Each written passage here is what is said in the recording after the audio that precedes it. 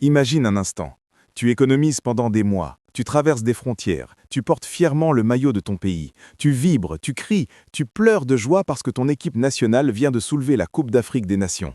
Et le lendemain, au lieu de rentrer chez toi célébrer avec ta famille, tu te réveilles dans une cellule marocaine. Pas de traducteur, pas d'avocat, personne pour te dire ce qui va t'arriver. Ça, c'est pas un scénario de film, c'est la réalité de 18 Sénégalais en ce moment même. Et ce qui est encore plus choquant, c'est que personne, ou presque, n'en parle. Et c'est exactement pour ça qu'on fait cet épisode aujourd'hui. Parce que pendant que tout le monde partageait les vidéos de célébration, pendant que les réseaux sociaux étaient inondés de mèmes sur la victoire des Lions de la Teranga, en coulisses, loin des caméras, 18 hommes étaient en train d'être arrêtés par la police marocaine. Et leur calvaire, il dure encore. Alors Thomas, remettons les choses dans leur contexte. Qu'est-ce qui s'est réellement passé ce 18 janvier ? Ce qui s'est passé, c'est que la finale de la CAN entre le Sénégal et le Maroc, un match déjà sous haute tension, a complètement basculé sur un événement précis. L'arbitre accorde un pénalty en faveur du Marocain Brahim Diaz. Et là, c'est le chaos.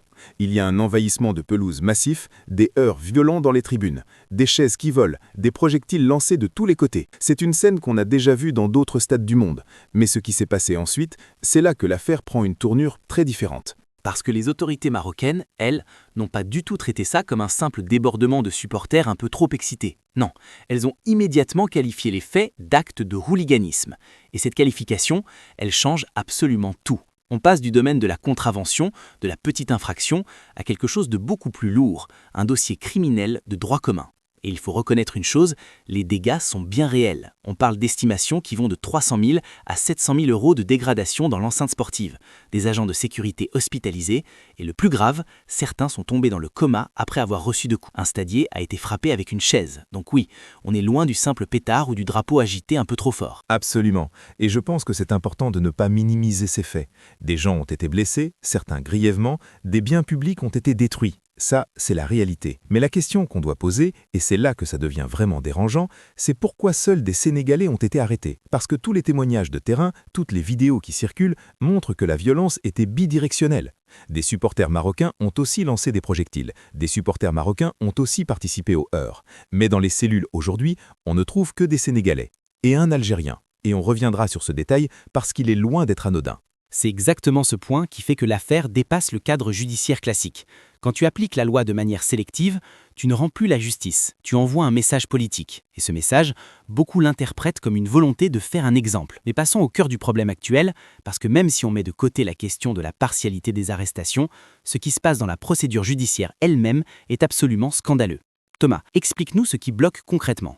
Alors là, on entre dans quelque chose qui devrait choquer n'importe quel juriste, n'importe quel citoyen d'ailleurs. Il y a 3 problèmes majeurs qui font que ces 18 hommes sont pris au piège dans un système qu'ils ne comprennent même pas. Le premier, et c'est peut-être le plus fondamental, c'est la barrière linguistique. Ces supporters parlent wolof. Les interrogatoires se font en arabe ou en français juridique, et il n'y a pas de traducteur. Tu te rends compte de ce que ça signifie ? Des hommes sont interrogés, des procès-verbaux sont rédigés, des accusations sont formulées, et les principaux concernés ne comprennent littéralement pas un mot de ce qu'on leur reproche. C'est une violation flagrante du droit le plus élémentaire, celui d'être entendu dans une langue que tu comprends. Et nous, en tant que Français, on sait très bien ce que ça donne. Imagine un supporter français arrêté dans un pays étranger où personne ne parle sa langue, où ils l'ont fait signer des documents qu'il ne peut pas lire. L'ambassade de France serait sur le coup en quelques heures, les médias en parleraient non-stop, toute la classe politique monterait au créneau. Mais là, quand ce sont des Sénégalais au Maroc, c'est le silence radio. Et ça en dit long sur les rapports de force dans la diplomatie africaine. Le deuxième problème, c'est l'instabilité totale de l'agenda judiciaire. Les audiences sont reportées encore et encore. La prochaine date fixée, c'est le 12 février. Mais rien ne garantit qu'elle sera maintenue. Les familles au Sénégal vivent dans un vide informationnel complet. Elles ne savent pas quand leurs proches seront jugés, elles ne savent pas d'exactement de quoi on les accuse, en détail. Elles ne savent même pas dans quel état physique ils se trouvent. Et le troisième problème, c'est qu'un mouvement social des avocats marocains a paralysé les dernières audiences. Résultat, les accusés se retrouvent sans défense. Pas de traducteur, pas de date de procès réable, pas d'avocat. Dis-moi comment on peut appeler ça un procès équitable. Et c'est exactement cette accumulation qui a poussé les détenus à un acte désespéré. Les 18 Sénégalais ont entamé une grève de faim. Et quand tu en arrives à refuser de manger, c'est que tu as épuisé toutes les autres options. C'est un cri d'alarme. Leurs revendications sont simples et limpides. Ils demandent un interprète, la fin des reports abusifs et le respect de leur dignité humaine. On ne parle pas de revendications extravagantes, on parle de droits fondamentaux inscrits dans toutes les conventions internationales que le Maroc a signées d'ailleurs. Et le détail que j'ai mentionné tout à l'heure, un Algérien s'est joint à cette grève de faim. Et ça, c'est un fait qui élargit complètement la dimension de cette affaire. Parce qu'on n'est plus dans un problème strictement sénégalo-marocain. La présence d'un Algérien dans ce mouvement de protestation suggère que le problème est plus profond. C'est le traitement des étrangers dans le système carcéral marocain qui est remis en question. Et ça donne à l'affaire une résonance régionale qui pourrait devenir très embarrassante pour Rabat. Quand un Algérien, dans le contexte diplomatique tendu qu'on connaît entre Alger et Rabat, se range aux côtés de Sénégalais dans une grève de faim, c'est que la situation transcende les rivalités géopolitiques. C'est devenu une question purement humaine. D'autant plus que le Maroc se positionne depuis des années comme la terre d'accueil des grands événements sportifs. Le Royaume co-organise la Coupe du Monde 2030 avec l'Espagne et le Portugal. Et là, on a une image absolument désastreuse qui se construit jour après jour. Des supporters étrangers détenus, sans traducteur, sans avocat, en grève de faim dans une prison marocaine. C'est exactement le type de crise réputationnelle qu'aucun comité d'organisation ne veut voir émerger. Et ça pose une question très concrète. Si le Maroc n'est pas capable de gérer les suites judiciaires d'incidents dans un stade de la CAN, tout en respectant les droits fondamentaux des personnes arrêtées, ça dit quoi de sa capacité à accueillir la Coupe du Monde? Et maintenant, parlons de l'éléphant dans la pièce, Julien. Où est l'État sénégalais dans tout ça? Parce que c'est peut-être l'aspect le plus douloureux, le plus révoltant de toute cette affaire. Ces hommes sont partis porter les couleurs de leur pays. Ils ont fait le déplacement pour soutenir l'équipe nationale dans une finale historique. Et aujourd'hui, ils se sentent abandonnés. Le silence des autorités sénégalaises est absolument assourdissant. La Fédération sénégalaise de football, rien, pas un communiqué. Le consulat semble impuissant ou complètement inactif. Le gouvernement donne l'impression de marcher sur des œufs pour ne pas froisser le Maroc. Et c'est là qu'on touche à un problème structurel bien plus large que cette affaire. Le Sénégal et le Maroc ont des relations diplomatiques et économiques extrêmement étroites, des accords stratégiques, des intérêts commerciaux massifs, une coopération sur de nombreux fronts. Et visiblement, l'exécutif sénégalais semble hésiter entre la protection de ses citoyens et la préservation de ses liens. Mais franchement, quand tu es un État souverain et que tu n'es pas capable de défendre tes propres ressortissants détenus à l'étranger dans des conditions aussi problématiques, tu envoies un signal terrible à ta population. Ce n'est pas de la diplomatie prudente, c'est de la passivité coupable. Parce que la diplomatie, la vraie, elle n'exclut pas la fermeté. Et ce qui est frappant, c'est que ce sont les citoyens sénégalais eux-mêmes qui comblent ce vide. Les hashtags circulent sur les réseaux, des pétitions sont lancées, la société civile prend le relais de l'action consulaire défaillante. Quand un peuple doit faire le travail de son propre État pour protéger ses compatriotes à l'étranger, on est face à ce que les analystes appellent une crise de représentation. Et cette crise, elle va laisser des traces bien au-delà de cette affaire. Les Sénégalais s'en souviendront la prochaine fois qu'on leur demandera de faire confiance à leurs institutions. Pour résumer la situation telle qu'elle est aujourd'hui, on a d'un côté des faits incontestables, des dégradations massives de 300 000 à 700 000 euros, des blessés graves, des stadiers dans le coma, des actes de violence qui méritent absolument d'être jugés. Personne de sérieux ne conteste ça.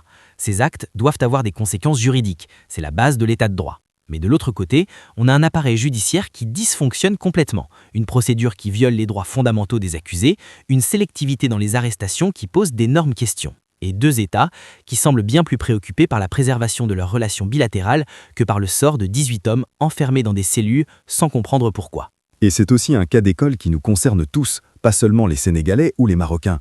Parce que les grands événements sportifs attirent des millions de supporters qui traversent des frontières et la question de la protection de ces citoyens en cas d'incident est universelle.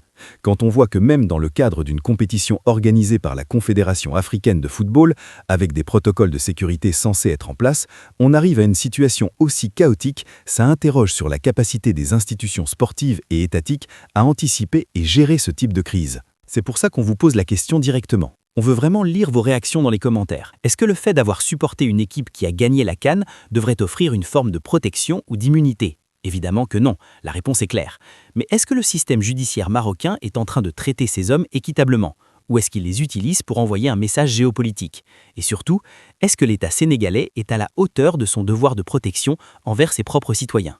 Parce qu'un État qui ne protège pas ses ressortissants, c'est un État qui a failli à sa mission la plus fondamentale. Ce qui est certain, c'est que chaque jour qui passe sans résolution aggrave la situation sur tous les fronts. La santé des grévistes de faim se détériore heure après heure. L'image du Maroc comme nation haute, fiable et sécurisée est écornée un peu plus chaque matin. La crédibilité du Sénégal comme État protecteur de ses enfants est profondément remise en question. Et pendant ce temps-là, 18 familles sénégalaises attendent des réponses qu'elles n'ont toujours pas. Des mères qui ne dorment plus, des pères qui appellent des numéros de consulat qui ne répondent jamais, des enfants qui demandent où est passé papa. Cette affaire, elle est loin d'être terminée. Et nous, on continuera à la suivre de très près sur cette chaîne. Si cette vidéo vous a éclairé sur un sujet que les grands médias ont largement ignoré, faites une seule chose pour nous. Partagez-la, envoyez-la à quelqu'un, faites-la circuler. Parce que la visibilité, c'est parfois la seule arme qui reste quand les institutions se taisent et que la diplomatie piétine. Abonnez-vous, activez la cloche de notification et on se retrouve très bientôt pour la suite de cette affaire. Parce qu'il y aura une suite, c'est inévitable. En attendant, prenez soin de vous. À très vite. Salut à tous!